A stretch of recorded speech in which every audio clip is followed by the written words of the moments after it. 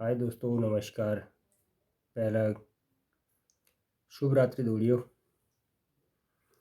आशा करता हूँ आप सभी लोग स्वस्थ होंगे और अपने अपने घरों में व्यस्त भी होंगे। दोस्तों, आज आप सबके सम्मुख एक वीडियो लेकर आ रहा हूँ जिसका मकसद मेरा केवल यह है कि क्या सरकारें हमारे प्रति कितनी संजीदा हैं और सरकारें जो कहती हैं क्या उनको वो धरातल पर उकेरती भी हैं।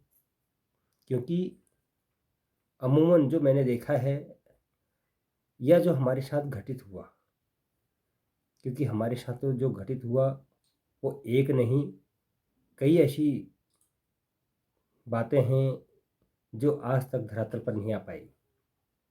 साथियों, मैं उनमें से एक बिंदु को लेकर आपके पास आया हूँ।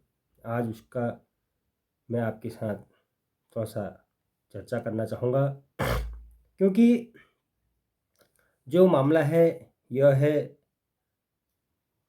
19 अगस्त 2006। 19 अगस्त 2006 को इस राज्य के अंदर अल्मोड़ा जनपद के देघाट में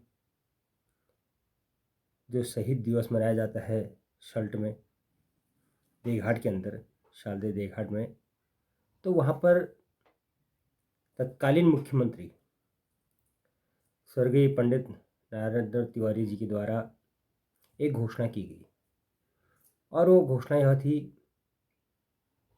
कि जालली में जो विकासखंड द्वारहाट विधानसभा क्षेत्र, द्वारहाट का एक दूरस्थ क्षेत्र जालली, वहाँ पर एक महाविद्यालय की स्थापना हेतु उसकी घोषणा की गई। और उसकी जो घोषणा संख्या थी वो 230/2006 उच्च शिक्षा यह थी। घोषणा का विवरण था जालली में महाविद्यालय की स्थापना की जाएगी। दोस्तों, यह एक किसी भी पदेन मुख्यमंत्री की राजाज्ञा होती है, लेकिन उसके बाद निरंतर सत्ताएं बदलते रही। क्षेत्र में हमारे जनप्रतिनिधि बदलते रहे, उनके पास भी लगातार संपर्क किया गया, उनसे अनुनय विनय भी किया गया। और जो एक महाविद्यालय के मानक होते हैं उनको यह क्षेत्र जबकि पूरा करता था, सारे मानकों को पूरा करने के बावजूद क्षेत्र के सामान्य लोगों के द्वारा भी जनप्रतिनिधियों से बार बार अनुनय विनय किया गया, लेकिन किसी की भी कानों में आज तक जू नहीं रेंगे। आखिर इसका क्या कारण? क्या जनप्रतिनिधि नहीं चाहते हैं कि इस क्षेत्र के छात्रों का भविष्य उज्जवल हो, या इस क्षेत्र में विकास के कदम आगे बढ़ें और यह क्षेत्र भी अपने नौनिहालों को उच्च शिक्षा अपने घर के नज़दीक में उपलब्ध करवाए? क्या हमारे जनप्रतिनिधि ऐसा चाहते हैं? अगर वास्तव में अगर उनने ऐसा चाहा होता तो क्या इसने आज तक मूर्त रूप लिया नहीं होता? और जबकि समय समय पर जब जनप्रतिनिधि बदलते रहे, वो चाहे किसी भी दल के हों, मैं किसी एक दल की बात नहीं कहूँगा, क्योंकि हमारे साथ जो भी यहाँ पर जनप्रतिनिधि रहे सब ने एक प्रकार से छलावा किया है।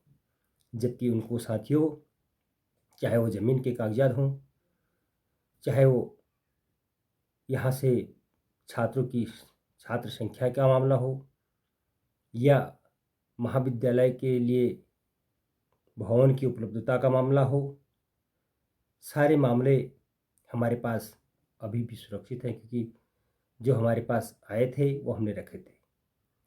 लेकिन दोस्तों, आज यह 2024 का अंतिम है। अभी 2 माह पूर्व मैंने एक सम्मानित व्यक्ति के द्वारा जनप्रतिनिधि पूर्व जनप्रतिनिधि के द्वारा इसका मालूम किया सचिवालय से, तो पता चला कि यह विलोपन हो चुका है, इसका यह विलुप्त हो चुकी है घोषणा।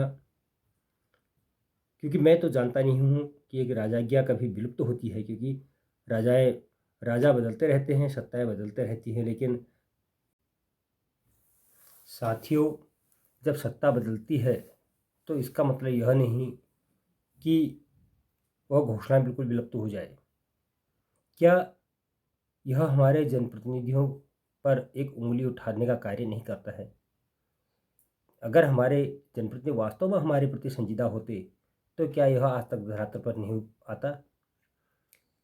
लेकिन मुझे फिर भी यह समझ नहीं आता है कि हम क्षेत्र के नाते, हम चाहे किसी भी राजनीतिक दलों से जुड़े हों, क्या हमारा दायित्व तो नहीं होता है कि पहला कार्य अपने घर के लिए हम घर के प्रति संजीदा हों?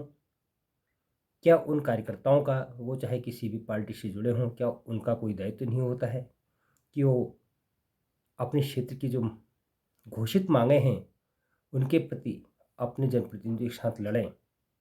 लड़ने का मतलब कदापि यह नहीं है कि वो लाठी डंडे के साथ लड़ें, क्योंकि लड़ाइयाँ बातों से, मान मनोबल से लड़ी जाती हैं। क्योंकि जनप्रतिनिधि अगर हम चुनते हैं तो क्षेत्र भी एक अपेक्षा करता है, एक आशा करता है कि अगर मैं किसी जनप्रतिनिधि को चुन रहा हूँ तो वो मेरे क्षेत्र का विकास करेगा। सर्वांगीण विकास जिसको कहा जाता है, चाहे वो शिक्षा हो, स्वास्थ्य हो, पेयजल हो, सड़क हो, कोई भी चीज़ हो। क्योंकि जनता की आशाएं बहुत होती हैं और हम भी ये जानते हैं कि एक बार में ही जनप्रतिनिधि सारी समस्याओं का समाधान नहीं कर सकता है। लेकिन दोस्तों, दुर्भाग्य है कि 2006 की घोषणाएं आज तक धरातल पर क्यों नहीं आ पाई? क्या इसके उत्तरदायी इस क्षेत्र की जनता है? क्या जनता का उत्तरदायित्व है घोषणा जो जमीन पर नहीं उतर पाई? या हमने जनप्रतिनिधि ऐसे चुने जो नहीं चाहते हैं कि इस क्षेत्र का विकास हो और इस क्षेत्र के नौनिहाल उच्च शिक्षा में आगे बढ़े और इस क्षेत्र का भी विकास में एक अपना योगदान हो? क्योंकि 2024 समाप्त हो चुका है, अंतिम क्षणों में है और 2025 आने वाला है।